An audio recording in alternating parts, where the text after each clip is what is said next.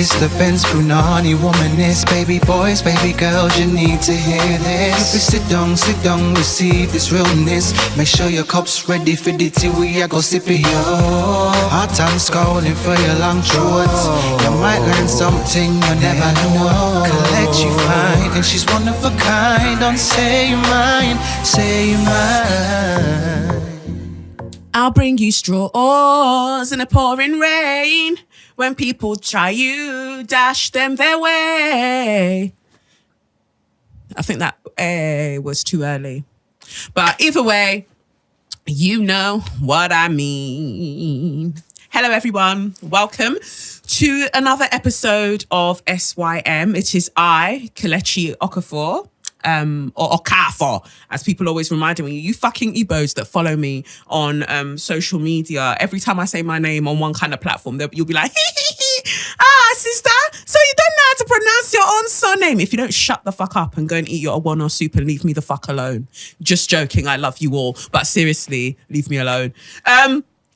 Anyway, yes. No, see, this is the problem. This is the absolute problem. That this is why people can't find 30 seconds of footage in this podcast where I'm not swearing, where they can just use it to promote what I'm doing. I feel like my hands are dry, but it's because I wash them often. But oh well, we'll just have to make do. I've got new nails. Well, the irony of nails getting done, and we'll get to that. Anyway. Yes, it is me, Kelechi Okafor. Another episode of SYM, officially known as Say Your Mind, unofficially known as what? That's right, suck your mum. Yes. What is there to say? There's so much to say. There's so much things to say right now. I think that's Lauryn Hill, but Lauryn Hill would never sing it like that because she has integrity and dignity and talent. By the time that you're listening to this, the series that I've been working on called Work It with BBC Three will be out. Yay! It'll be out. I'm so glad.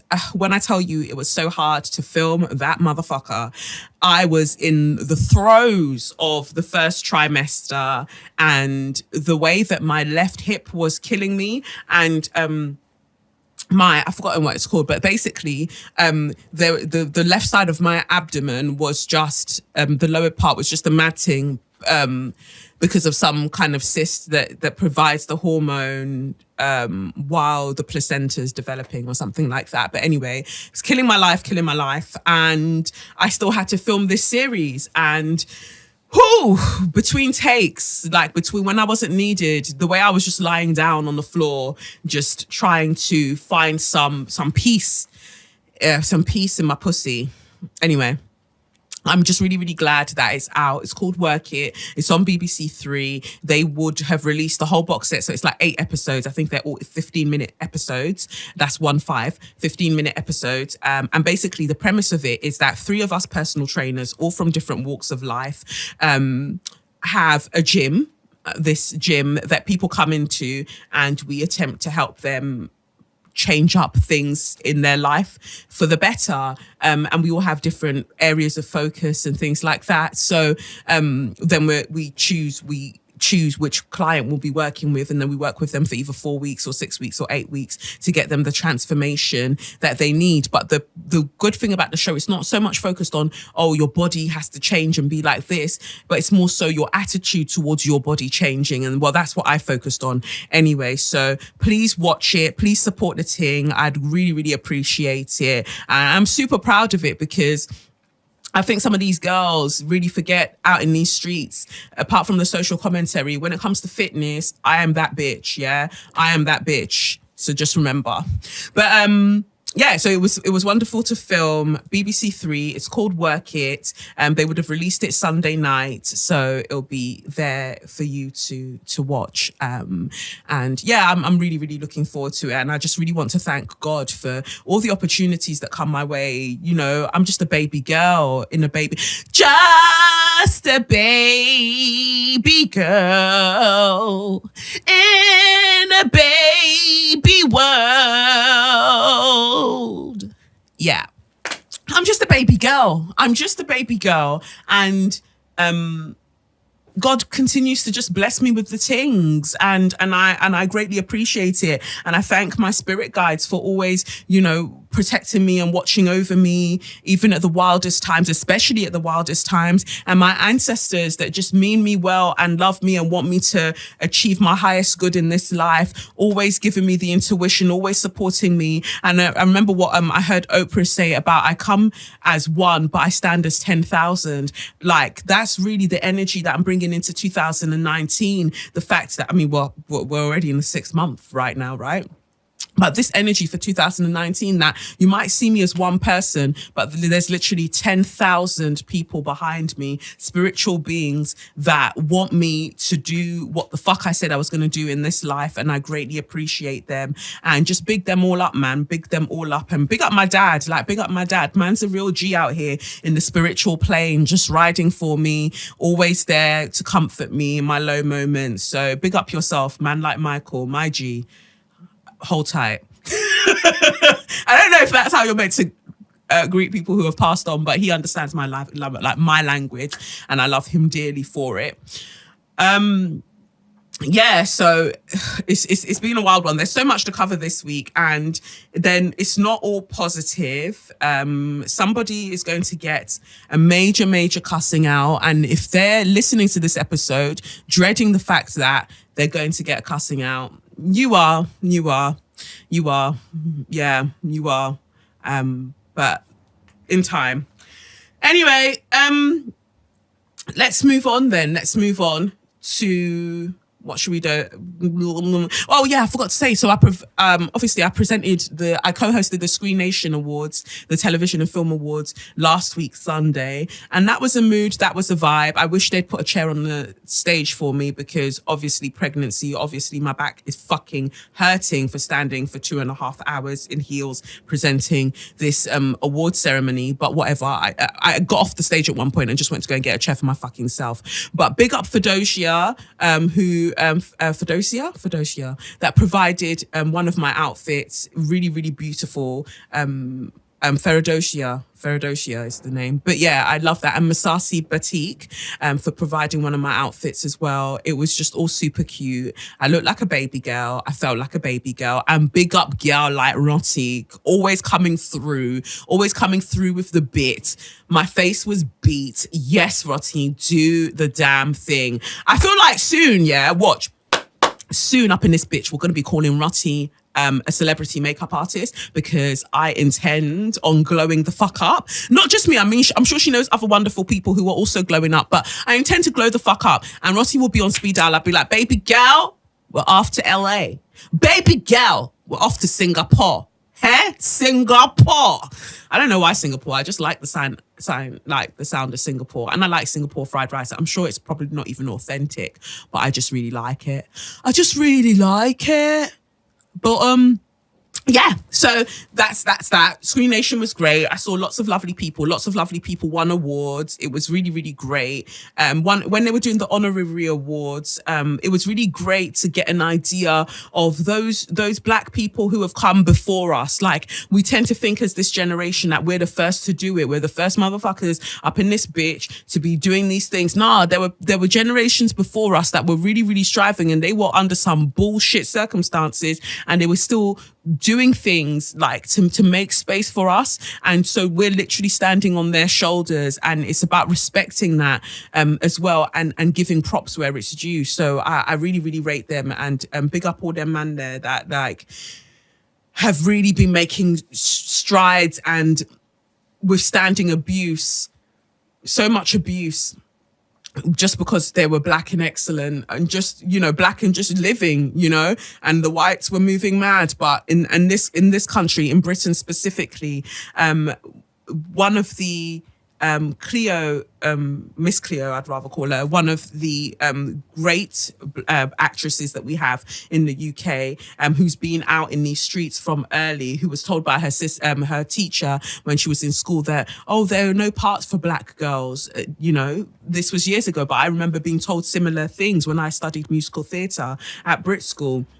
There are no parts for black girls, really. So she proved them wrong, but she read a letter out, and that had been sent to one of our older actors over the years and years and years ago, and he was basically being told to get the fuck out, black monkey, black bastard. And I just really thought, wow, the energy really has not changed. People are still moving mad out in these streets, but we move.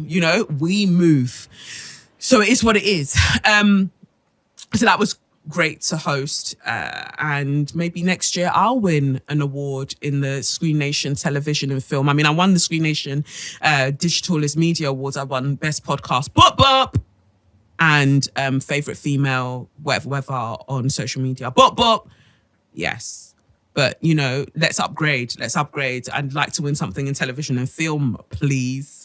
But obviously I've got to get into television and film first. But now that Work It's coming out, bitch, I'm a TV celebrity, bitch. So next year, Screen Nation don't call me to host. I better be winning awards.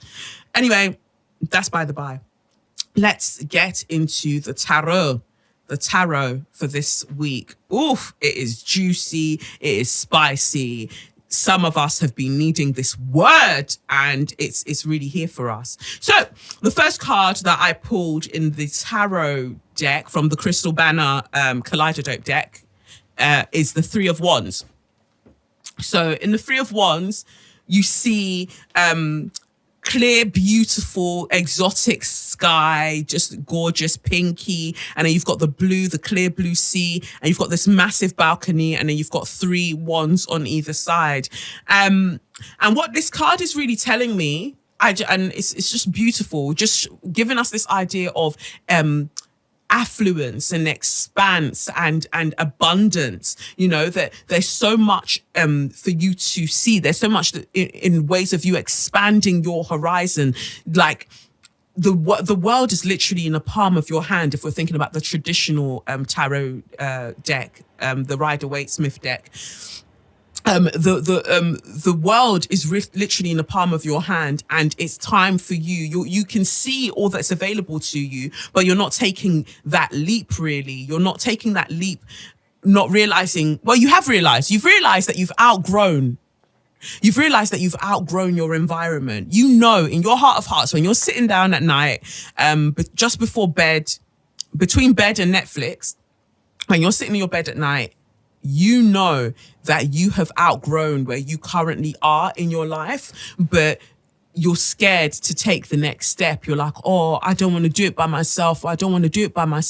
And I feel like the spirits guides are saying that no one asked you to do it by yourself. And that's why the next card is the Three of Coins, the Three of Pentacles, traditionally called the Three of Coins. The next card is the Three of Coins because it's saying that you're not being asked to do it by yourself. Like if you want to go somewhere fast, they say go alone. But if you want to go further, go together. No one's asking you to take the next step by yourself. And that's why it's interesting that you've got Three of Wands and then you've got Three of Coins, that 3-3 energy, that the change that you are looking for in your life, that massive change does require community, does require you to interact with other people who are on a similar wavelength. Now, this is going to sound mad for what I'm going to talk about in when I get to Straw of the Week, aka Suck Your Mum. But community is important if we are going to survive. And I'm not talking about this fake community where basically, or this black excellence, black capitalism, gentrify your own hoods bullshit, where it's just like, oh, help me to oppress you. No. This is about us all growing up together, moving together as one. As I become excellent, you become excellent. We're all becoming excellent together because we've got something. We've all got various talents to bring to the table that together make us stronger. No motherfucking man is a motherfucking island. Like we're really out here to benefit each other. And it's a lonely life. Success is so lonely when you do it on your own. It's much more fun if, you bring everyone else in. And the third card that I pulled for that was the Two of Swords. And so the Two of Swords, we see a figure who's wearing a fencing, like the fencing regalia, like the fencing uniform or whatever. And it's got 2 swords across their chest and we can't see their face. And it's important that we can't see their face because this is a representation of you. Like you are that Two of Swords energy where you're just like, well, I'm going to protect my heart. Khalees. Anyway, you've got that sort of source energy where you're covering your chest, you're protecting your heart, because you're just like, no, people have hurt me before. I'm not going to do this whole community thing. People are bitches. People are mad. People will hurt you. But that's just asking for you to pray for the power of discernment. Pray that God bestows on you that power of discernment. So you know, and also when you feel that intuitive thing that this person or this thing isn't quite right for me, that you remove yourself as swiftly as possible and continue on your way, not trying to change the situation or second guessing yourself. Woo, I feel like that's a self drag. That was definitely a self drag. Yeah. Okay, spirit guides, I get it. God, I didn't need to be dragged that way on my own fucking podcast, but all right, thank you, God. Anyway, that's basically what it is. You can't close your heart off from people just because you've been hurt before, because you need people to get to that level that you want to get to in your life. It's about communicating. It's about collaborating. And I mean genuine collaboration, not these ones where basically you're asking for somebody's time. You're not bringing any fucking thing to the table, but you want all of their time and you want all of their things and you want access to them. That's not collaboration. That is exploitation. All right. And I get a lot of that. Oh, Kelechi, do you mind recording this 30-second video? People seem to think like just because they've said it's fucking 30 seconds that makes it okay. When have you supported my content? When have you supported me financially to even make these podcasts or to do the things that I'm doing? But you'll send me a message about, can you make a 30-second video talking about XYZ so we can repost it? I get so many requests like that. And each one I'm like, no. But because what have you done for me lately? What have you done for me? Go away. Until you start respecting the craft and respecting what I'm actually putting into things, don't ask me to do anything. And that, I guess, is that Two of Swords energy. And we know that the Swords is about mentality. It's about your psyche. And so you've closed yourself off mentally from even interacting with people in that way. But it's as a community that we go further together. When I was going for lunch with my baby girl, Layla, big up Layla, one of the teachers at the studio, a baby girl, incredibly talented pole dancer, gorgeous, gorgeous babe. She took me out for lunch. We went to Marcus Waring, at the Berkeley. Is it the Berkeley Hotel? It was cute. Anyway, on my way there, I got in an Uber and I was picked up by this white English guy. And I don't like Uber drivers to talk to me anyway, because at some point they move mad. Most especially white English drivers don't chat to me because at some point you're going to ask me where I'm from, or you're going to tell me that my people have nice teeth. You know, mate, and I hate the way that white men insist on calling black women, or me specifically calling me mate. I'm not your brethren. I'm not your homie. I'm not your Cody. Fuck off. But mate, right? I don't have a problem with anybody, right? I take everyone as they are. I don't even mind. Some of my mates that I play five-a-side with, they're great. There's this guy, we call him Black Rob, right? I'm sure you don't need to specify the black, because probably Rob is the only Rob on the team, but okay. It's things like that, and they'll be like, oh, but I don't usually fancy your sort, but I've got to say it. You guys have got some really great fucking teeth. I'll give you that. You got some great fucking teeth. I'll tell you that, mate. My teeth are fucked. Probably all the ketamine. You get me? Yeah, mate. You're fucked with your teeth. Must be from all them bones, innit? From eating them lions and that. Yeah, eating them. Get out the fucking road, you mug. Yeah, from eating them fucking lions and that, innit?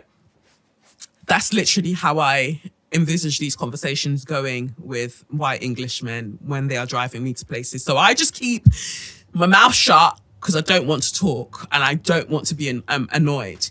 Now, God is a God of wonders. God is a wonderful God, because, wow. So I got into this car with this Englishman and he's talking and he says to me, oh, let me know if the temperature back there is okay. And I was like, thanks. Yeah. And then he said, let me know if you want me to change the radio station, because he was playing opera, which I like. So I was fine with that. So he's playing opera. He's like, I can change over the radio station. I can turn it down. I was like, Mr. Man, it's all right. I said I'm okay. I'm all right. I'm all right. But I was like, okay, thanks. Yeah, all right, thank you. And so we're going along, and it's clear that I don't want to chat. But we continue going anyway. And then I think we get on to what's that bridge called? I forgot the name of the bridge. By Millbank. Anyway, so we get onto that bridge now, and I'm just like, there isn't much traffic today. And he says the same. He was just like, yeah, there isn't much traffic.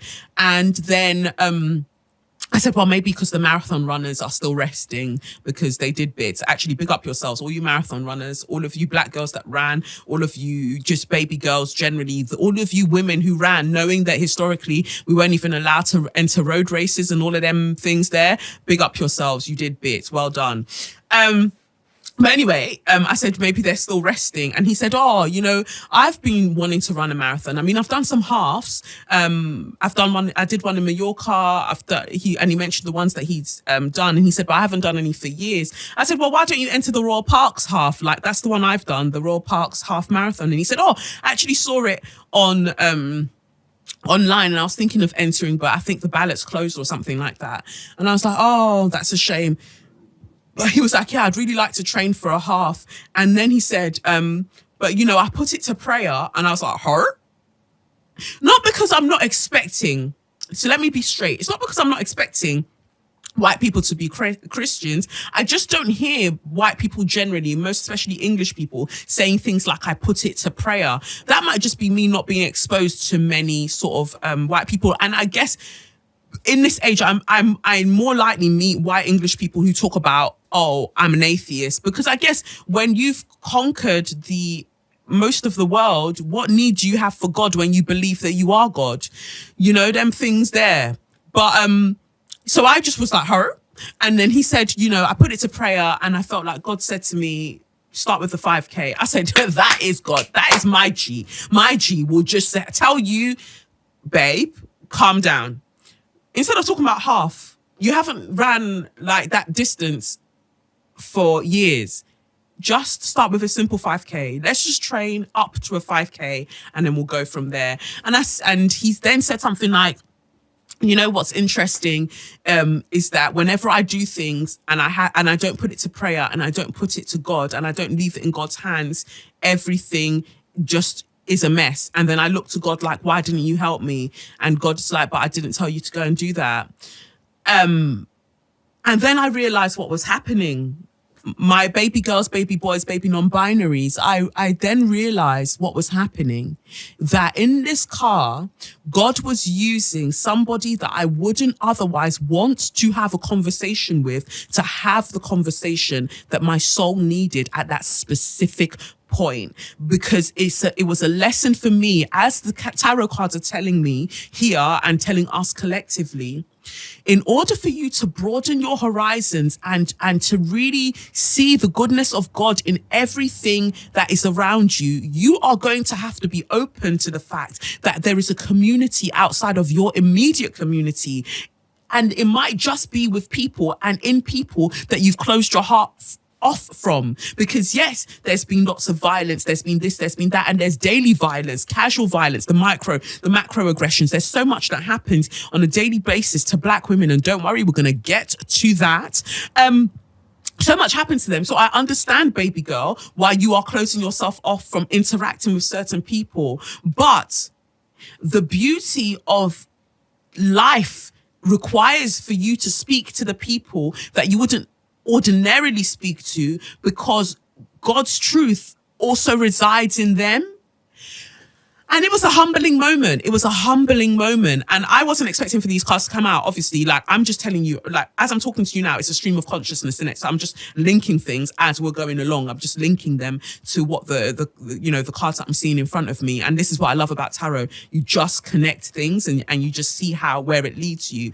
But that Uber experience showed me that God is literally everywhere, and not just in the places that you want God to be. And I said, you know what, that's been my experience of things. Whenever I don't put things to prayer, whenever I don't check it like inside with my spirit self first, with my higher self first, if I don't put that to God, it never goes right. And then I get frustrated. And I'm like, well, God, what were you doing when this was happening? And he's like, girl, had no part. I did not tell you to go and involve yourself in any of that higgy haga. That was all you. I still love you. I still protect you in all things because see, you're still breathing in and out, but nobody asked you to move that mad. Nobody.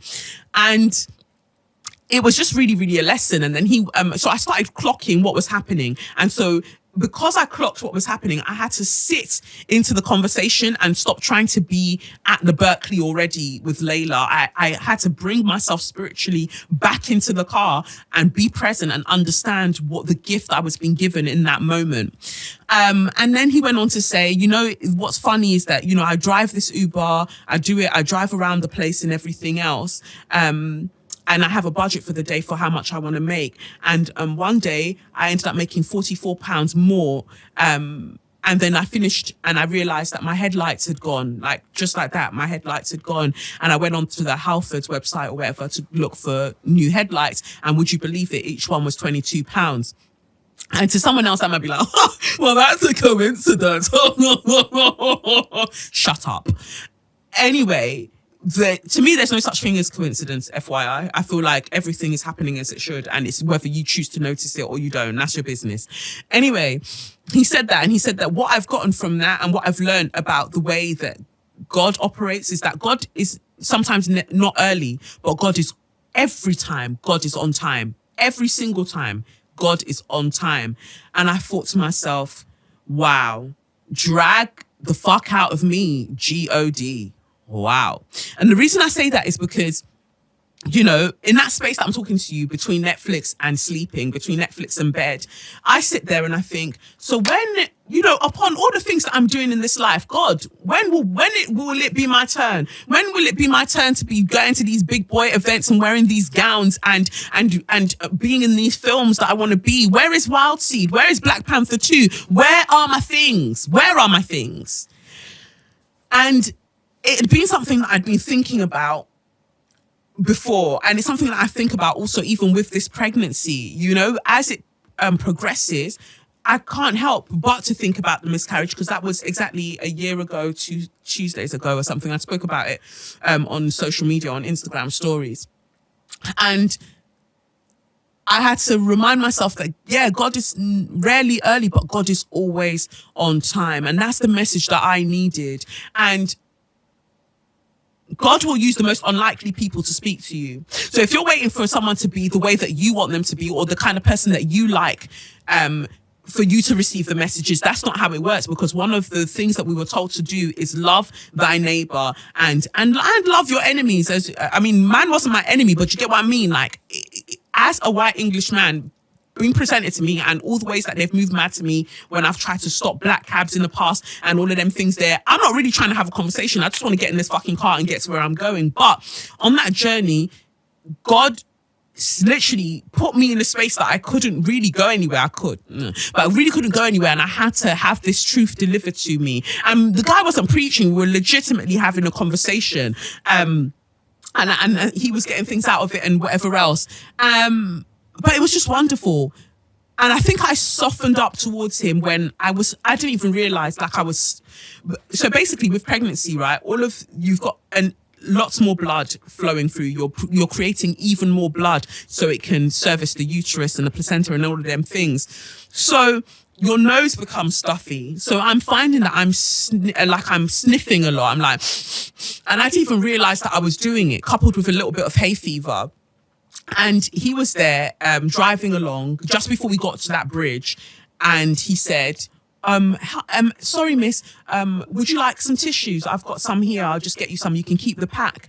And he gave them to me. And from that moment, I sort of started to soften up because I was just like, he clocked onto something that I wasn't even really noticing. So he was very perceptive and that conversation still happened. So I just feel like God bless that guy. God bless, I think his name's Stuart, but God bless him, like, for being a vessel of truth and for being a vessel of love and kindness in the moment that I needed it and I didn't even realize. So basically, that's really what I'm saying about these cards.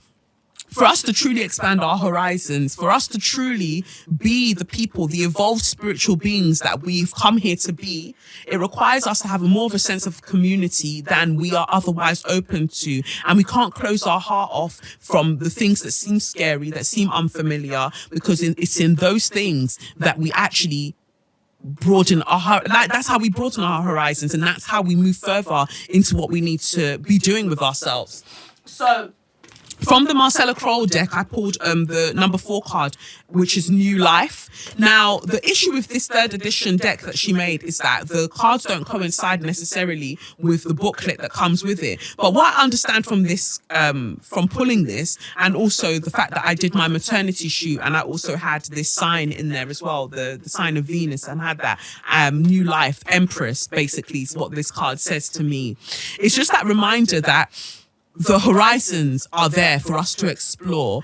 We are being initiated into a new personhood, into a new level of our spiritual evolution. And that requires us to shed a lot of ego. It requires us to shed a lot of preconceived notions that we have about ourselves and that we have about other people. And that is how this new life will be fostered, by us doing the things that feel a bit uncomfortable. Look around you this spring. Look around you at what like, God is trying to impress you all the fucking time. Like, sometimes just clock the leaves, clock the trees, like just clock what's happening around you, clock sounds. Not every day have your earphones in. Clock the life that is around you, because it's only through like appreciating this life that you can move to that level, that new life that you deserve, that is beckoning you, that is calling for you.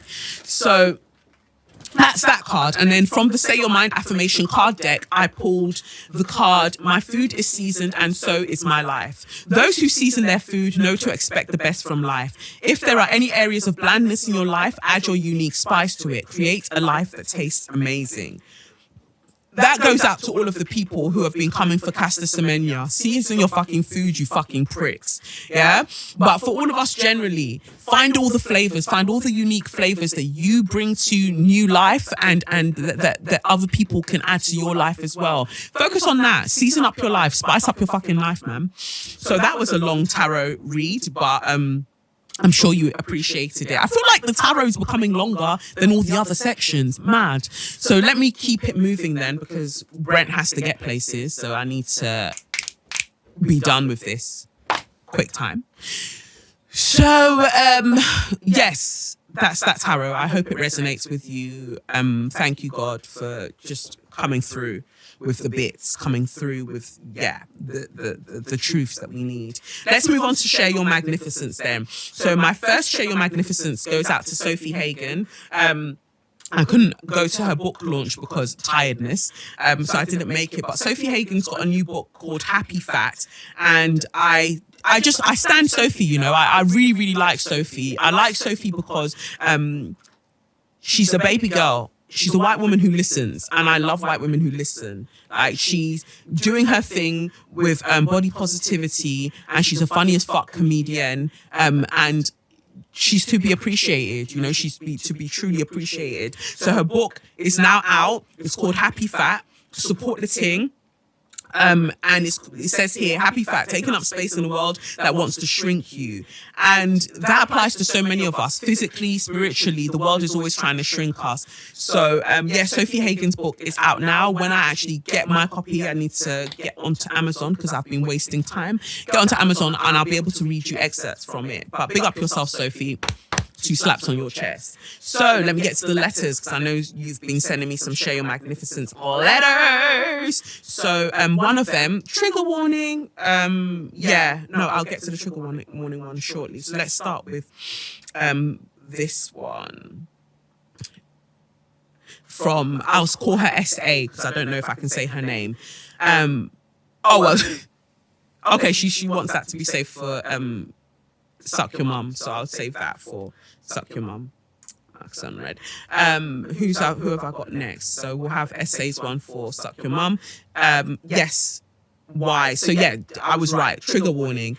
So this one I'll be talking about rape. So if you don't want to hear that right now, you're feeling sore or raw, you don't want to hear that, I'd say skip to about 5 minutes. Go 5 minutes forward from this point now. So, why wrote, hi Kelechi, I'm writing this email to thank you for your 15th of April Say Your Mind podcast episode. I'm a Yemeni American student living in Edinburgh. I'm a huge fan of yours and all the excellent work you're doing to expose the racist structures that uphold our society and to call out injustices wherever they may lie. I've wanted to write to you to share my appreciation for your work for some time, but your conversation with Dr. Annabelle Shoemimo particularly spoke to me. I have heard of many instances of racism in healthcare, particularly in the US and the UK, but hearing about your horrific experience last year and Dr. Shoemimo's expertise on the issue caused me to reflect on an experience I had in the US. When I was a third year in undergrad, I was raped and feared going to the emergency room to be seen by a sexual assault nurse. I also feared my Muslim parents finding out and had no idea what their reactions would be. A friend convinced me to go to the emergency room a few days later after the attack, and the treatment I received there was abysmal, to say the least. I waited without being seen for 6 hours. The white nurse loudly exclaimed that I was being seen for explained what I was being seen for in front of everyone in the waiting room, and she questioned why I was in so much pain when she administered the rape kit. Finally, the icing on the cake was when I specifically asked for the ER to not send a bill or any evidence that I'd been there to my home address, and they did so regardless a week later, causing my parents to find out via receiving a bill in the mail.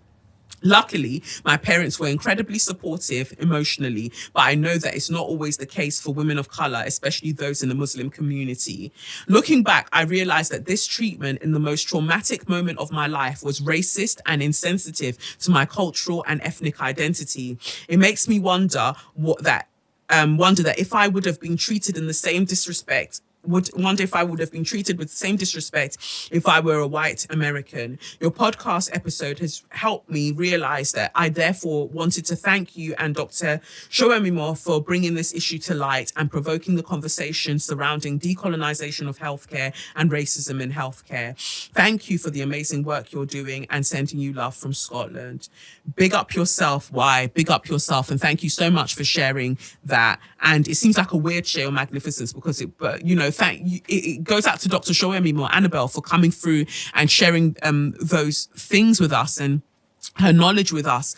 And I'm so sorry that you experienced such. And I'm so thankful that your parents were supportive of you, because like you said, that could not have been the case. That might not have been the case for other Muslim women specifically. Like, they could have been put in extreme danger for the oversight, the carelessness, the thoughtlessness of that hospital. Fuck that hospital, fucking pricks. I mean, I've already sent you a message personally, but just thank you for sharing, and I hope that you are getting all of the support that you need, not just from your parents, but any, in terms of professional support, from people who respect your humanity. And I'm really thinking of you, and thank you so much for writing in. So 2 slaps on your chest and Annabelle's for just being brave out here. I appreciate you. So the next Say Your Mind. The next Share Your Magnificence comes from Tessa, who has nominated Rebecca. She says, hi, Kelechi. I would love to big up my girl, Rebecca, and the work she's doing in the community. She's the founder of Prosperities and literally works non-stop. She works 12-hour shifts, is full-time mum of 2 little boys, and still makes time to support pregnant women in the community. She was funded recently to support pregnant women. She's like a free doula with a twist. Lol. I personally feel that what she's doing for the BAME community is amazing, as the awareness of BAME mental health is on the rise. She highlights maternal mental health / well-being within this, which realistically is where it all begins. We've needed an organization like this for so long now, which aims to promote healthier pregnancies mentally and support without prejudice and cultural standards. P.S. She told me about the money offer. Thank you. It meant so much to her. Thank you, Tessa. Big up yourself, Rebecca. As you well, I don't know if I've mentioned this before, but I probably do. I probably would have. Whenever I get paid from something, like a substantial amount from whatever work I've done, I usually put 10% obviously towards a community thing. So it's either I give it to my pastor, or I split it up and I give it out on the road when I see people who are asking for money. Or I see someone who I've been watching on social media for a while, that I've been interacting with on social media for a while, and I ask if I can donate to their cause or something like that. And I remember reaching out to Rebecca and saying, is there any way that I can donate to her cause? And she was just like, no, it's cool. I'm like looking for funding and I'm sorting things out in this way. So, I'm really glad that Rebecca's got the funding to do the work that she's doing, and maternal mental health is important. It's important around the Black and, as they like to call it, minority ethnic community. It's important that they get that support because oftentimes they are overlooked. So thank you, Tessa, and thank you, Rebecca, for the work that you do. So I feel like my last share of Magnificence then is from Portia. Let me see, Portia. So Portia says here, hi Kelechi, I want to start off by saying congratulations on your pregnancy. Woo woo! My first thought when I saw the photo was baby girls having a baby girl, boy or non-binary. I also want to thank you for having yet another brilliant guest. I'm one of the many Black women who avoids medical spaces due to traumatic experiences. That last episode was enough to make me book an appointment to get tested the next day. Thank you, Portia. Big up yourself. I don't know if this has been done before, but for Share Your Magnificence, I want to nominate you. To say you're doing bits is an understatement. As an actor, director, business owner, and social commentator, you are the definition of a jack of all trades. Despite only seeing your endeavors online, the amount of joy, love, and attention that goes into what you do is clear as day. The fact that you started everything from the ground up makes it more incredible. In a society that constantly polices Black women's existence, you refuse to compromise your authenticity. You don't conform to society's expectations surrounding things such as age, relationships, or gender. Instead, you carry yourself in a way that best serves you, which through your platforms inspires others to do the same. A dance teacher once told me that being impeccable requires not using words that cause you harm. For me, this perfectly sums up the impact your work has had on my life. The Say Your Mind podcast has completely changed the way I move in this world. It has inspired me to end toxic relationships, leave dead-end jobs, and say things with my whole chest that I've been holding in for years. Whilst this is in part due to the draggings known as your tarot readings, most of the time it came from just seeing you exist and flourish in what you're clearly destined to do. It is crazy to think that it's been less than a year since I first heard of you. If this is the impact that you've had on me and countless others in a mere 8 months as a parent, I cannot measure how much wisdom your child will inherently have. Whether through the small lips of Sally in HR or the big screen of Wild Seed, amen, or Black Panther, amen. I cannot wait to see what else the future holds for you. So 2 slaps on your chest, Kelechi. Big up to you, this podcast, the studio, and every other thing you've created. If I ever meet Viola Davis again, I will insist that she flies you out for an audition. Oh, thank you, Portia. I remember reading that and it brightened up my entire day. Thank you. It means a lot when other Black women truly, truly see you. When people see you and appreciate the work that you're doing and it doesn't threaten them or intimidate them or bring out the demons in them, we'll get to that. It really brightens up my soul. So thank you so, so much. And seeing my work through your words, it just makes me feel extremely proud because some days I'm just tired. I'm just extremely tired. And I know there were many podcast episodes where I'm just like, you know what, I'm just tired. So I really, really appreciate the love. Thank you so, so much, Portia. And 2 slaps on your chest for Black Beyond America and all the work that you're doing, a baby girl out in these streets. So then after all that positivity, kind of, let's move on to So You Mad. So You Mad, this week we're looking at Australia. So thank you. Someone sent that in.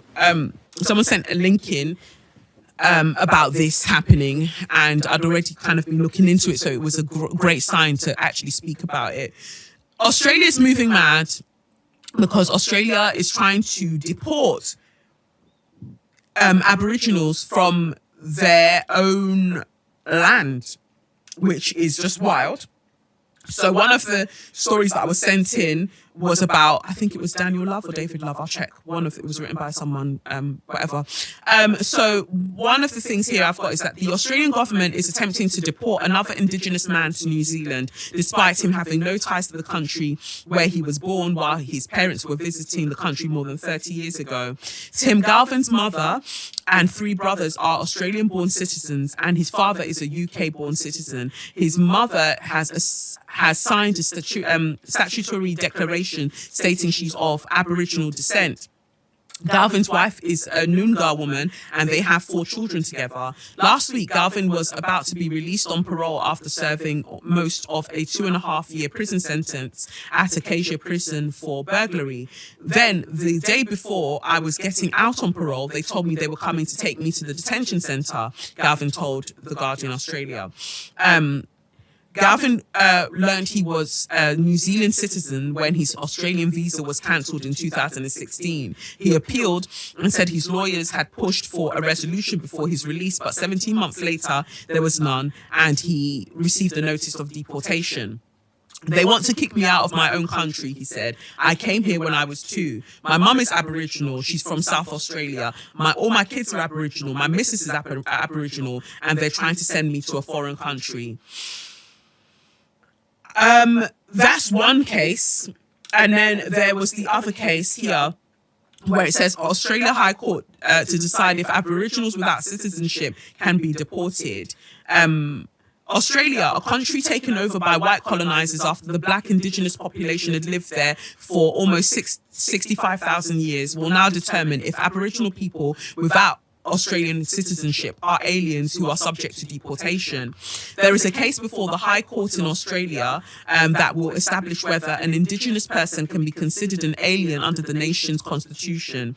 2 men, Daniel Love and Brendan Toms, have filed a lawsuit in which the court will determine whether an Aboriginal Australian with at least one Australian parent, one who was born in another country, came to Australia as a young child and has only left the country briefly and is not an Australian citizen, is an alien under Section 51 of the Australian Constitution. That section allows the Parliament to enact laws concerning naturalisation and aliens. The answer the plaintiffs have gotten so far is no. For descendants of Australia's First Peoples, an indelible part of the Australian community, to be aliens for the purposes of Australia's constitution is anti-ethical to their indigeneity and to the social, democratic and political values which underpin and are protected by the constitution. The concept of aboriginality is inconsistent with the concept of alienage. The men say that their filing is with the court. So it's really mad to me that Australia wants to deport Indigenous people of these lands for criminal activities or whatever, for offences, criminal offences. And I just want to ask the whites, the Australian whites, how did you get to the country in the first place? How did you get there to have your shrimps on the barbie? How did you get there? Were your ancestors not the criminals that Britain and everywhere else was trying to get and put somewhere else and put them in this land and like hope that they just die out in this heat or get kicked in the throat by a kangaroo? You yourself, you're a motherfucking criminal. You yourself are a criminal, and you have the utter cheek to now be saying that the Indigenous people of that land that were there for centuries, before millennia before you arrived, you want to now tell them that they need to get the fuck out of their own land because you've arrived and now you're making your rules. This is why I guess most of the dangerous animals that exist in this life, this is why they reside in Australia, because they want to kill you all and get you the fuck out because you weren't meant to be there. And I really hope anyone that thinks that this bill should pass or not even this bill, but that this decision should go against the Indigenous people of Australia. You need for a kangaroo to find you in the middle of the night and stamp on your fucking head, you pricks. Leave people and their things alone. It's the caucasity is wild to me that you could come and insert yourself, inflict yourself onto a group of people and then start demanding that they move the way that you want them to move. Whiteness is wildness, and I can't get over it. It's just extremely wild to me, and I hope that this goes in the favor of these indigenous people who just want to be in their fucking country and mind their fucking business. If you don't like it so much, like you're always telling us, get out of their country, get out, go back to yours, get out. Because to me, it's just wild. Anyway, my next So You Mad comes from Ghislaine Kinuani, who's an amazing therapist, a black woman doing bits, doing bobs. This is from her Twitter feed, and I just thought, again, just like the previous thing I've spoken about, the caucasity, the caucasus nature of people's behavior and their entitlement that they feel to countries and lands that aren't their own, and to bodies that aren't their own, and to time and energy that is not their own. It really, I just think it's extremely wild. So, Ghislaine put up a post where, she was talking about, well, you know, Ghislaine's always talking about race, and I love following her for her in-depth knowledge of race and just, how she feels about it. I just think it's wonderful. Anyway, so she was talking about another subject, and a white woman was trying to get into a debate with her on Twitter. Ghislaine, because she's a baby girl, didn't have time for that fuck shit, so she just blocked the woman and kept it moving. This white woman then decided to email her and say how she feels about being blocked. So this is the white woman's email. I don't normally do this, but I'm in tears right now.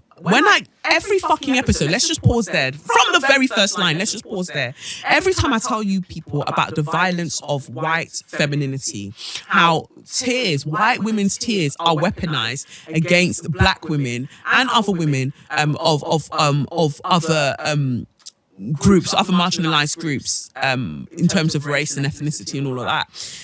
White women weaponize their tears all the time, and it's one of the most dangerous things that can get black people killed.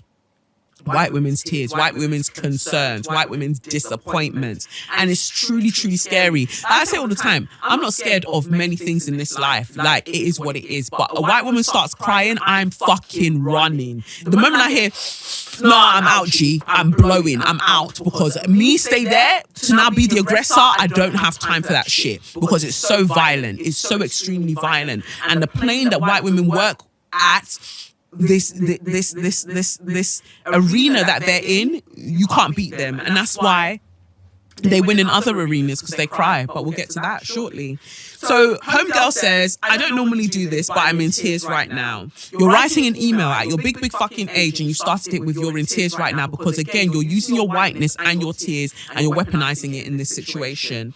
I was exploring your work on the site, and was really struck by the post on how to avoid talking about race while talking about race. I began to reflect on our Twitter exchange and was worried I'd come across as trying to invisibilize racism, that I'd been using anecdotal evidence to refute the existence of white supremacy as a system, irrespective of structural reality and social inequality, or that I do not feel the existence of white privilege. It cannot be real. In fact, I meant to say quite the opposite. I know it is real, and that it is real in ways I realize and in ways that I don't. This post was a potent reminder that white people should just shut up and listen. I went to reply to you, even though I said I wasn't going to, but I was so moved by the post and then saw you had blocked me. I can't tell you how devastated I am at this, not least because I've just discovered your work, but because you thought me a troll and a racist. But you are, sis. You are, because if you're trying to trivialize things and you're trying to have a healthy debate, I don't understand you motherfuckers who want to have a healthy debate about racism and race. It's not possible to have such a debate about other people's humanity, but you can only do that from a position of privilege where it doesn't affect you. That's part of the problem. Go away. Just fuck off. No one wants to have a debate with you. No one wants you to be the devil's advocate. You're not even the devil's advocate. You're literally the devil. Fuck off. Anyway, she goes on to say, obviously, I don't expect you to change your mind. Well, you do. Otherwise, why did you write the email? So someone has blocked you. A black woman has blocked you, and your white violence that inherent violence within you made you feel like, I don't care that she's blocked me and she's put this clear boundary. I'm going to try and overstep that boundary by jumping into her email inbox and letting her know that this is how I felt about how she's blocked me and rare. You obviously want her to change her mind. Otherwise, you wouldn't even have written the statement.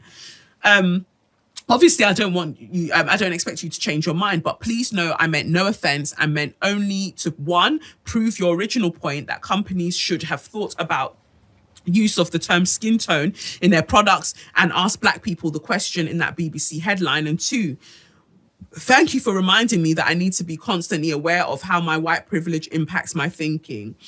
I hope you read this. I've stopped crying now in the hope that you will. Is this woman not mad? Are demons not dealing with this woman?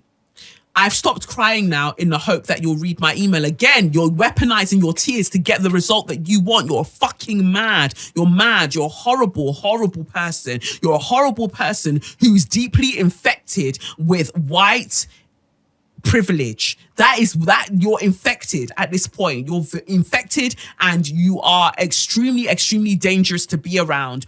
You started the email with, I'm crying. I've now finished crying. Your behavior. Why do white women like to infantilize themselves in situations such as these? Present themselves to be helpless. Oh, look, I'm so helpless. I'm just crying. I'm just crying. I'm just crying. I know I said mean things. I know I said horrible things about your humanity, but I'm crying. Well, fuck off. Fuck off and take your tears, dry them out, distill your tears or whatever the fuck you need to do, evaporate out the liquid and use the salt to season your fucking food and move the fuck on. Piss off. Like, that daily violence is a problem. And that's why some of you girls, you never get responses from me when you DM me on Instagram writing these long soliloquies about, I'm as a white woman, I realized that look, as a Black woman, I'm glad that you as a white woman has realized, but I'm not engaging in conversation with you. Go and do the learning with all of your other white girls them. And if you need help, Google is your brethren. Me, I'm not the one. Even if you want to pay me, which most of you never do, but you still want access to me,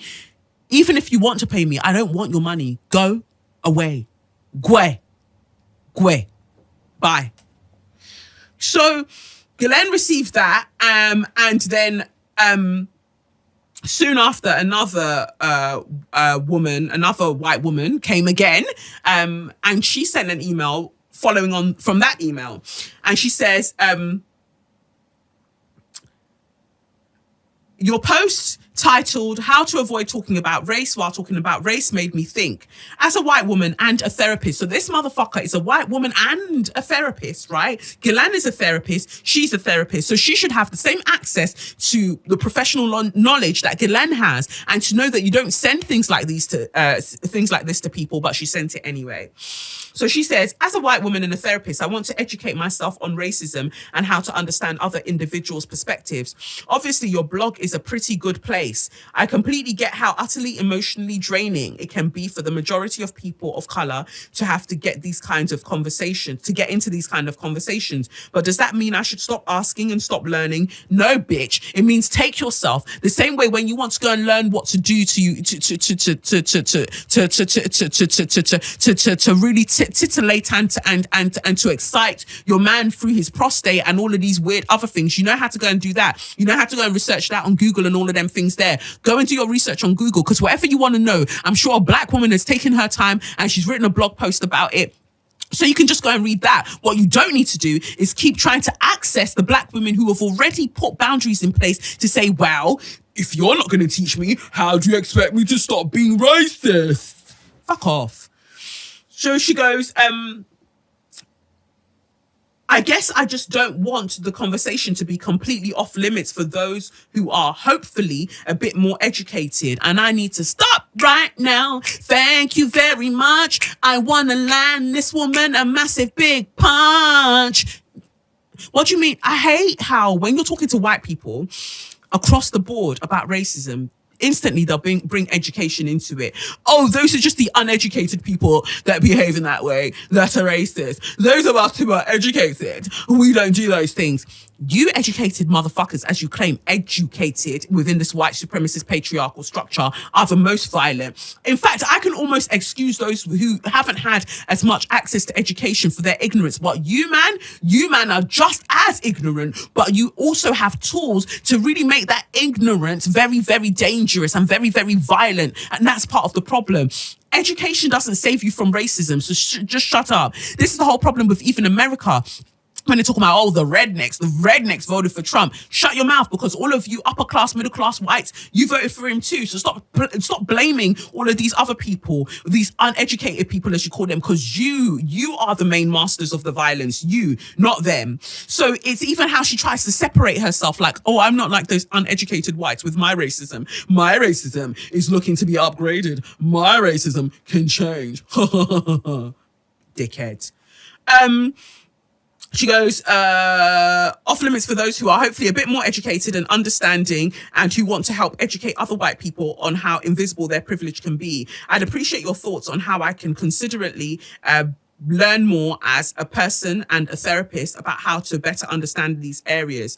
Bitch, that sounds like a consultation. And you, as a fellow therapist and as a fellow person, should understand that you pay people for their time. You want Ghislaine to consult and tell you and teach you how to be better. Where is the remuneration? Where is the money? Not even just it's not always just about money, but the fact that you just felt entitled to Ghislaine's time is why some of you are so extremely mad. Whether therapist or not, you're just mad. You're extremely mad. And that's part of the problem. So I'm sorry that Ghislaine has been subjected to white nonsense, because we have 0 days without white nonsense.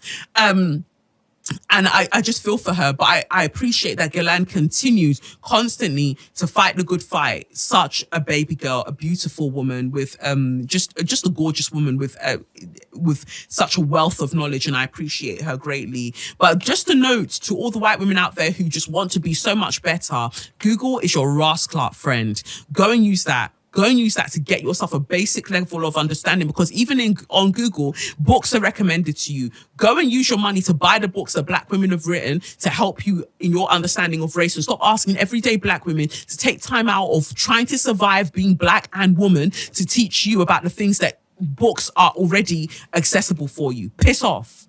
So that's that for So You Mad. I don't know how it definitely differs from Straw of the Week, but it is what it is. So let's move on to the final segment, Straw of the Week, aka Suck Your Mum. So I've got my first one then. Let me do my first one that I was actually accidentally going to do for Share Your Magnificence. This comes from SA. She says, "Good afternoon, Kelechi. I hope you're doing well and enjoying your best pregnant life. Congratulations again, girl. But I just wanted to say that I love what you're using your platform to do, and I've recently been channeling my inner Kelechi when someone acts up. I say to myself, what would Kelechi do? Anyways, I was unemployed for a month, got a job offer 2 days ago. Yay, congratulations. I just wanted to say, suck your mum to the companies that take all your personal details, including copies of your ID documents, offer you a job interview, and don't have the decency to get back to you to let you know if you've been successful or not. I don't know why they do this to people, and it really upsets me. I really wanted to email them telling them to go suck their mothers through a straw, but I stopped myself. Haha. Anyways, keep being the baby girl that you are. Lots of love, SA." Thank you. Congratulations on your new job. And yeah, people are mad. I mean, I even feel the same way when I go to auditions. I've taken the time out of my day to come to this audition. You never bother to get back to people and be like, "Oh, sorry, you weren't successful." All we see is that someone else has got the role and we're just meant to fucking deal with it. Have some decency for people taking their time out to offer themselves for these roles, and the information that they give you and the time that they give you when they come in for these roles. Like, respect us, please. So yes, that was from SA. I appreciate you. Obviously, I'm going to talk about Caster Semenya and Paula Radcliffe being a witch, Kelly Holmes being a witch, and Sharon Davis being a witch. Because, again, women have gotten together to try to be violent against Black women. And I'm tired of it. So for those who don't know, Caster Semenya is intersex, and part of that means that she's got a heightened level of testosterone in her system. Now, I might have talked about this before, but my whole thing is that testosterone does not a champion make. Caster Semenya trains incredibly hard and is incredibly good at what she does. That's why she wins these races. But you dusty pussy bitches that you are eating her dust, cannot take the fact that she's out here being excellent. So now it's been ruled that for her to continue competing, she must take drugs to suppress her testosterone levels in order to continue competing. And I think that is extremely violent and extremely wild. And if we look at the historical aspects of this and what it means for Black women who have had their bodies tested on over the centuries, just having our bodies dissected and tested on in so many different ways that have been dangerous to us just to appease white people and their curiosity of our Blackness. There are white women with heightened testosterone levels, don't get me wrong. The issue is that they're not subjected to the same level of violence that Caster Semenya is being subjected to. And for Paula Radcliffe to turn around and be like, oh, it's a biological issue, we just want fairness. Shut the fuck up, because it's science.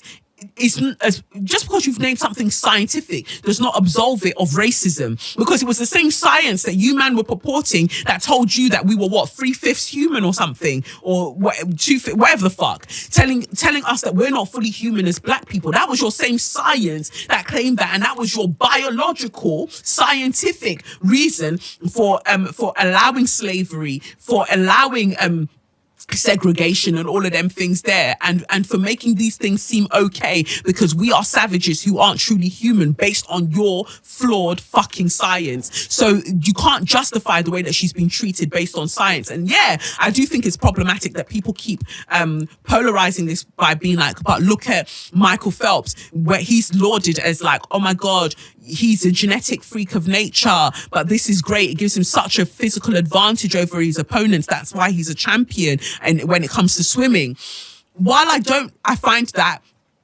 comparison problematic, what I do understand in that is that we're looking at Black women who are underprotected in society and over policed in society, and we compare it to a white man who is at the highest echelons of society, able to enjoy all of the benefits that and liberties that are afforded to him because of his societal status.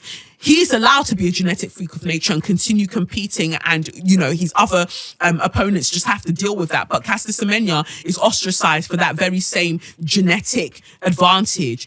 Isn't the whole point of sports advantage? If I have it and you don't, sorry bitch, it is what it is. And so Paula Radcliffe and Kelly Holmes and Sharon Davies and all of them girls there, all of them athletics girls who are supporting all of this, you can all go suck your mothers, you fucking pricks. Kelly Holmes, I'm very disappointed in you. Wow. But yes, disgusting behavior. But most of all, Lindsay Sharp, the motherfucker who came sixth when they were racing in Rio, the Rio Olympics, and she had the cheek to cry and be like it was unfair that Caster Semenya won. Bitch, you came sixth. You number six, bitch. You were sixth. You weren't fourth. You weren't third. You were sixth. You had no fucking chance of getting a medal in the first place. So whoever was coming first was none of your fucking business, because it was never going to be you dumb, long foreheaded cunt. It was never going to be you. But you have all, and this is again, she cried on national TV or global TV, worldwide TV about this unfairness. And then it riled up all of the organizations and the authorities. And yeah, we need to do something. What do you do with a problem like Caster Semenya? And so now all of the things are coming, but Caster Semenya suppressed her, took these hormones and suppressed her testosterone in 2010 or something like that. And she still left you bitches eating dust, because again, it's not just about the testosterone. It's about the natural ability and the hard work that makes her great, which you do not have. So sit at home and find a recipe book and season your food and shut the fuck up. Also goes for that little Polish bitch who I think she came, was it fourth? And she was like, well, I'm the first European to win and the second white to win, so I'm not acknowledging Caster's win. Fuck you, you fool. Fuck you. You and your contaminated cabbage that's also fucked up your sense of your common sense. Fuck you, you prick. Like, I'm not unaware that there were so many violent, racist Polish people. But seeing her behavior there, like, oh, I'm not gonna acknowledge the facts. As far as I'm concerned, I am still a winner. But in my eyes, I pretty much came second because rare, I'm the second white to win, and I'm the first European, or however she phrased it. And I just thought, look at the mental gymnastics that white women will do just so they don't have to accept black excellence. And this is the price that black women pay for being excellent, being antagonized all the time by white women and white people generally. Even when, Serena Williams wanted to wear her little leotard, and this fucking rat shit of a head of the organization or authority saying that she couldn't wear it. There was a ruling that she can't wear it because whatever else, it doesn't go with their the uniform that they allow. You just don't want a black woman to enjoy herself and have nice things. You can ask for these hormones and whatever to be taken all day long. It will not save you from your own mediocrity. That is what you need to come face to face with and deal with. Leave the rest of us the fuck out of it. So Caster Semenya, we stand with you. All of the women who are against her, fuck you and suck your mums, you dickheads. My last straw of the week, and I've got to be quick with this because Brent needs to get out, so I'm going to make it nice and snappy. I went to a black girl dinner the other week. I was invited by someone who I've actually had on the podcast because I've been trying to support her grind and everything else. So she invited me to this dinner. I was in two minds about going because she would send text messages that are sort of like, they're meant to sound positive, but they'd always have this air of negativity. I remember when people were going wild about, oh my God, Kelechi's boyfriend or Kelechi's partner is white. And she wrote me one text about, oh, I had a dream that you and your partner, I'm so worried for you. It seemed like you were running through wilderness and could never find a place to rest. Bitch, it's not that deep. Take it the fuck down. Calm the fuck down. But again, people trying to project their negativity onto you. But I put that to the side, didn't bother about it. Then I invited her to be part of a panel discussion because, again, I'm always trying to bring people in because it's not fun if it's just you. So brought her in on a panel discussion. She saw the baby on board badge before anybody else did. Very lackluster response, but whatever. She didn't also message to say thank you. She just kept quiet until the day that I put out the pregnancy announcement and I put up the Empress photo. Then she sent a long text message. The text message read something like, oh, hey, Kelechi, congratulations. I've just seen the post. Sorry, I didn't message and say thank you for being invited to the panel discussion. I had to fly off to Rare, and then when I got there, I had a flu. And I remember dreaming and God speaking to me and be like, be more like Kelechi. You see how she's protecting her peace. Be more like Kelechi. So yeah, I just wanted to share that. And I just thought, what the fuck? How is that even a congratulations? What the fuck are you writing? But again, I just left it as that and minded my business. Then I posted a couple of days later about the miscarriage and just marking the fact that it'd been a year since the miscarriage. And again, she sent a text message. Hi, Kelechi, I just saw that you posted about the miscarriage. I just pray that God takes this sadness away. Bitch, nobody said I was sad. Again, like, why are you trying to push your negativity onto my life? I'm actually all right. I'm just a baby girl. Go away. So all of these things were happening and I saw those things and I was just like, maybe not everyone uses English the way that you do. So don't take it to heart. So I really was talking to myself, self-talk, like, don't take it too personally. So she invited me to this black girl dinner. I'm really not trying to go to social media events. Like if it's not just us genuinely meeting up to chat, then I'm not really with it. But I thought, let me support the ting. I'll go through. So I paid my money, got an Uber, got to this place that we're having the dinner. Other wonderful black women were invited. There was just about 8 of us or something that were invited. So we were all there. And I got there around 10 to 8. The dinner was meant to start at 8. By 9:15, I was already in a cab back home because of the madness that this girl pulled. So we're sitting at the dinner. Someone says to her, oh, your nails are nice. And she said, thank you. I got them done at Rare Nails. And, but I wouldn't advise that you go there. So already, nobody asked you for that amount of information. They just said your nails are nice, but you wanted to get this information out there that was on your chest. So obviously they're now going to be like, why wouldn't you recommend that we go there? And she said, oh, I had a black nail technician. And this is important because there aren't very many black nail technicians that do these styles of nails, but anyway, or who are at that level. So I had a black nail technician and she must have, like, obviously they reached out to me on Instagram. This is what she was saying. They reached out to her on Instagram because of her platform and invited her to come over and do her nails and post about it. So when she got there, the black woman was doing her nails, and then the black woman said to her, oh, did you see Kelechi's pregnancy post? And she said that she saw it. She said, yeah, I saw it. I'm really excited for her, whatever. And then the woman said, yeah, but the baby's going to be mixed race. Isn't that a shame that she's having the baby with a white man, based on all of the things that Kelechi says about racism and everything she says about what's happening to black women, that she's having the baby with an oppressor? Now, I'm looking at her because she's sitting quite close to me at the dinner table, it's a fucking club, but she was sitting quite close to me, and I said to her, but you hadn't told me this information prior to me arriving today. You don't know the kind of day I've had, and you hadn't told me this information, but you're now blurting it out on the table for us to process at the same time. She looked me dead in my eyes, and I could see that her soul, whatever soul that she had, the little bit of soul that she had, wasn't there, because she then just turned back to the table and continued with this story. And one of the girls said, but why did she assume that you knew Kelechi? And then she now started doing backflips and somersaults to get around the conversation, or get around that question and be like, oh, well, I guess it's because it's social media, and she would have just expected that I would, because, you know, I post about black things and da-da-da-da, so she would expect that I would. And I guess she was expecting me to support her, but I was just like, yeah, but some of our black leaders have been with white people. And she said, yeah, but that doesn't make it any less hypocritical or wrong. And she's telling this story at the table, and I'm looking like, what are we meant to now do with this? Are we meant to now go and find a nail technician and slap her? Or what are we now meant to do with this? So at a happy point in my life with this pregnancy, I'm trying to protect my peace in the text message that you yourself sent about me protecting my peace. I come and I grace your dinner with my presence. And this is the information that you wanted to put on the table, almost as a toothpick for all of us to be using to pick our teeth as we're eating this lackluster, horrible food. So I had to deep it, and I was just like, what do you do in this situation, Kelechi? You're either going to clark this girl in her throat for being so disrespectful, or you just leave. So I got up and I left. I got up and I just left the table.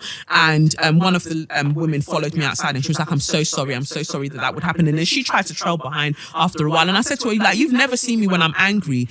Go the fuck away, because I swear on everything that I love in this life, I would have beaten the shit out of this girl right there and there, pregnancy or not. I would have fucked her up. But I had to just remind myself of the things that I've achieved in this life, and the baby girl that I am, and the baby that's actually in my uterus right now as we speak, and mind my business. But this is someone who was even on an episode when I was talking about the hospital and how they responded to my message, my letter about how I was treated during my miscarriage. So you have been very close to my discussions about my experiences of my miscarriage, and you felt like it was right to bring such information to the table. Of course, people are going to feel the way that they feel about my pregnancy, but you know what? Fuck them and fuck the demons that they serve. You are the problem for thinking that it was okay to bring that sort of information to the table. And obviously, before I left, there was a gap in the hole in the story, because people are like, why were you still sitting there? Oh, she'd gone too far with the nails for me to leave at that point. So you just sat there awkwardly as she finished the nails. But what, you're still going to promote them on your page? Yeah, after they've just moved that mad, you're going to promote them on your page? Or did you just get the nails done for free? And if you were just going to get the nails done for free, you could have just left at that point, whatever point it was, and kept it moving and gone and finished your nails elsewhere. But you didn't want to go, because actually, when we break this down psychologically, you agree with the things that she'd said, and you want to cause harm, which is why you brought that information to the table. Pretty much all of the women who were at that table sent me a message at some point. They were like, I'm really sorry, Kelechi, that was so wrong and so inappropriate. While I would have appreciated for you all to speak up at the time that we were there, I still appreciate that you sent me the message afterwards. But I just thank God that God spoke to me in that moment, and they were like, and God was like, don't slap this girl, just get up and leave. Because the point of it is that life never stops asking us, are you sure this is the person that you want to be? You said that you want to be this evolved spiritual being having this human experience that requires you to be faced with situations that are going to test you, and you need to rise above it. And I rose the fuck above that, but I promise you it wasn't easy. I promise you it was not easy. She's now sending me like 6 text messages later on that night, and then an email. I didn't open any of it. I didn't interact with any of it, but I remember seeing this little snippet that said, the reason I didn't go in is because I didn't want her to know that I knew you that well, but you were having a whole fucking discussion about me while you're getting your nails done. I don't give a fuck about the nail technician, bitch. Like, she's obviously high off the fumes of fucking doing nails all of the fucking time. And while being concerned about the person I'm with and what I'm doing with my life, where's your black king? Where is your boo? Where is your honey that's leaving you to breathe in nail dust, you prick? What about that? Focus on your life. Don't focus on mine and leave me the hell alone. That's all there is to it. But I mean, I spoke to my therapist about it, and my therapist was like, time and time again, you see that people are moving mad, and for some reason you believe that you can change them or that you can withstand their madness and help them. You can't help everyone, Kelechi, and that's one of the things that you're going to have to reckon with, that you can't help everyone. If a white woman had sent you just the first text message that she'd sent you, what would you have done? I said I would have blocked her. So a white woman you would have blocked, but a black woman you kept giving her opportunities to disrespect you in very weird, odd, subliminal ways, and then she did the final disrespect at that dinner. That is part of the problem. Not every black woman, not skinfolk ain't kinfolk. And not every black woman means that just because someone is a black woman doesn't mean you need to ride for them. And that's something I really, really needed to hear.